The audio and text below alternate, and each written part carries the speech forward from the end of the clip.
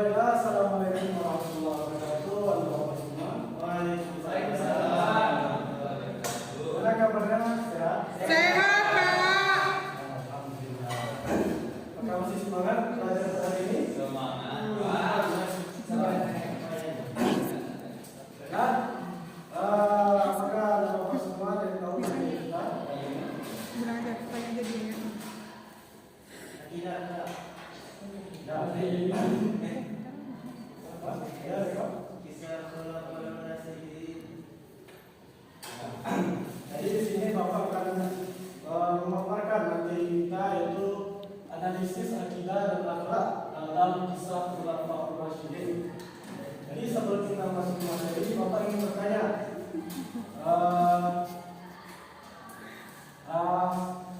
Bapak, apa yang Bapak ketahui Khulafaur Rasyidin itu? Khulafaur rasyidin itu adalah pemimpin umat Islam.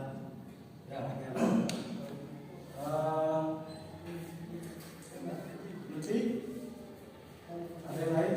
Apa yang lebih diketahui tentang Khulafaur Rasyidin? Jadi itu pada orang nama apa? Dan pemimpin umat Islam. Jadi Bapak jelaskan lagi, Khulafaur Rasyidin itu adalah dari kata khulafa, artinya pemimpin. Yang mana Khulafaur Rasyidin ini adalah pemimpin setelah masa kepemimpinan Rasulullah Muhammad SAW. Jadi di sini menjelaskan analisis akidah dan akhlak yang terdapat pada Khulafaur Rasyidin. Pada fajar, siapa sajakah Khulafaur Rasyidin tersebut? Yang pertama karena anggota, yang kedua bakal yang ketiga Menapa? yang keempat Ali bin Abi Thalib. Ya, betul. Jadi Khulafaur Rasyidin itu ada 4 orang. Yang pertama Abu Bakar As-Siddiq, kemudian Umar bin Khattab, yang ketiga Utsman bin Affan, dan terakhir Ali bin Abi Thalib. Jadi di sini di gambar peta konsep ini sudah memaparkan akidah atau akhlak dari Khulafaur Rasyidin tersebut. Yang pertama Abu Bakar, yang mana akhlak yang terdapat pada kisah Abu Bakar itu sikap dermawan. Ada yang tahu kisahnya kedermawanan Abu Bakar?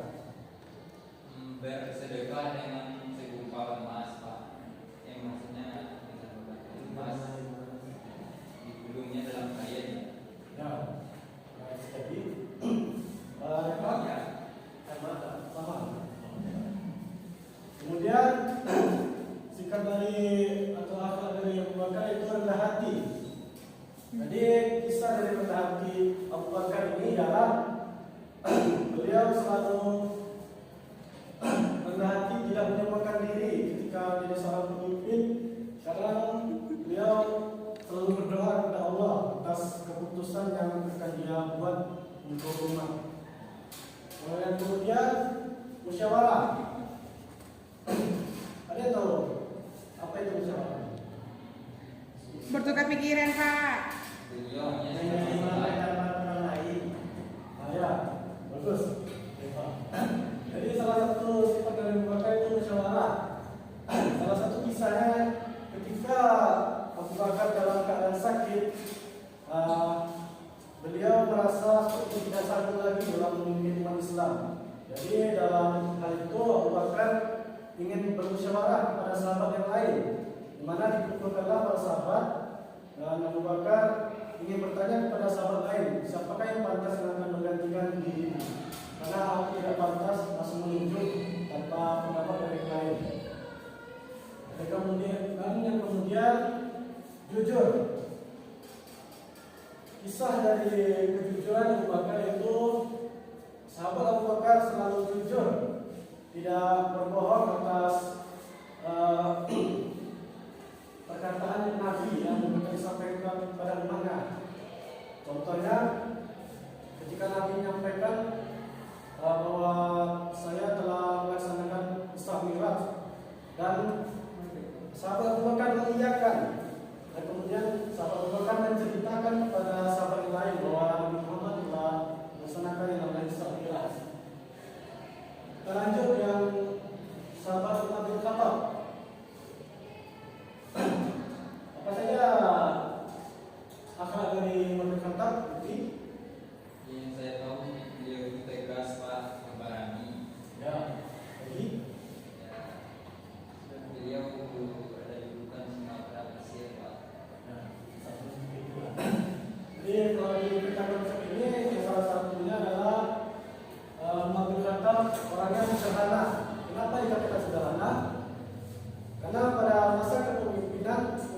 Khattab, beliau tidak pernah sama sekali menikmati fasilitas pemerintahan, di mana beliau suka tidur di rumahnya sederhana yang gubuk yang terbuat dari kayu.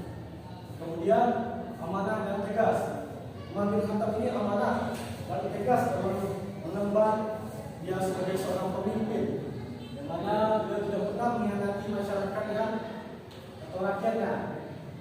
Kemudian selanjutnya itu adil. Umar bin Khattab ini orangnya adil.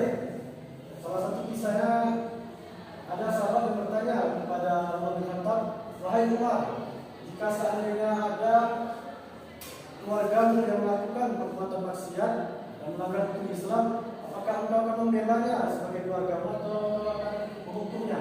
Kemudian Umar bin Khattab menjawab, "Saya tidak pandang bulu. Yang namanya salah yang tetap salah, saya akan menghukumnya walaupun itu keluarga saya sendiri." Dari kisah tersebut dapat disebutkan bahwa Umar bin Khattab itu orangnya adil. Kemudian selanjutnya loyalitas pada agama. Jadi Umar bin Khattab ini terkenal loyalitasnya pada agama, sangat erat dengan agama. Jadi jika ada orang yang jauh dari syariat Islam, beliau menegurnya. Nah, beliau sangat loyalitas sekali pada agama. Selanjutnya pada sahabat Utsman bin Affan.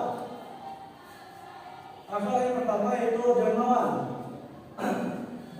Utsman bin Affan ini sangat dermawan sekali, yang mana dia termasuk seorang pedagang kaya juga. Beliau selalu mendermawankan hartanya di jalan Islam. Salah satunya contoh di perang-perang Nabi Muhammad, dia selalu ikut dan mendermawankan hartanya. Kemudian suka menolong. Salah satu kisah suka menolong Utsman bin Affan ini, ketika ada seorang bapak-bapak, dia lagi kesusahan ingin mengangkat bebatuan. Kemudian banyak masyarakat melihatnya karena merasa mungkin bapak itu kumuh jadi tidak mau menolongnya. Kemudian nampak sama sahabat Utsman, langsung ditolonglah bapak itu. Kemudian bapak tersebut berterima kasih kepada Utsman. Dan kemudian Utsman bin Affan memiliki sifat lembut, yang mana Utsman selalu berkata lembut kepada yang lebih tua kepadanya maupun yang lebih muda darinya. Lanjut yang terakhir ya, Ali bin Abi Thalib. Sama seperti Utsman bin Affan, Ali orangnya dermawan juga dalam mendermawankan hartanya di jalan Islam. Kemudian sahabat Ali ini orangnya amanah dalam tugas, mana beliau tidak pernah mengkhianati atau melalaikan tugasnya sebagai seorang pemimpin, yang mana beliau selalu bermusyawarah pada anggota-anggotanya. Kemudian Ali bin Abi Thalib ini seorang pemberani. Apakah lebih tahu kenapa Ali bin Abi Thalib ini sifatnya pemberani? Berani Pak, karena dia merupakan panglima perang ketika perang Pak. Yang salah satunya ada Pak?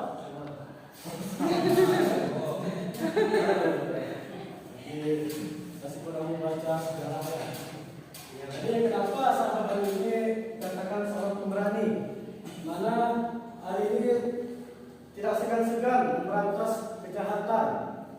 Mana beliau selalu berani menegakkan agama Islam. Salah satu contoh pemberanian Ali itu ketika Nabi Muhammad hendak dibunuh oleh orang kafir, dan Ali memberanikan dirinya untuk menggantikan posisi Nabi agar Nabi selamat. Dan yang terakhir, Ali bin Abi Thalib itu berilmu tinggi. Kenapa Ali bin Abi Thalib itu orang yang berilmu tinggi? Ajar? Karena dia pintar. Ya. karena dia telah dididik dari kecil bersama Nabi. Nabi. Ya betul. Jadi sahabat Ali ini kena dia berilmu tinggi karena sejak kecil beliau selalu dididik oleh Nabi Muhammad hingga besar, sehingga ada sahabat yang bertanya kepada Nabi Muhammad, jika engkau telah tiada ya Rasul, mana lagi kami akan bertanya? Kemudian Nabi Muhammad menjawab, bertanya kepada Ali bin Abi Thalib karena dia adalah pintunya ilmu. Mungkin dari sini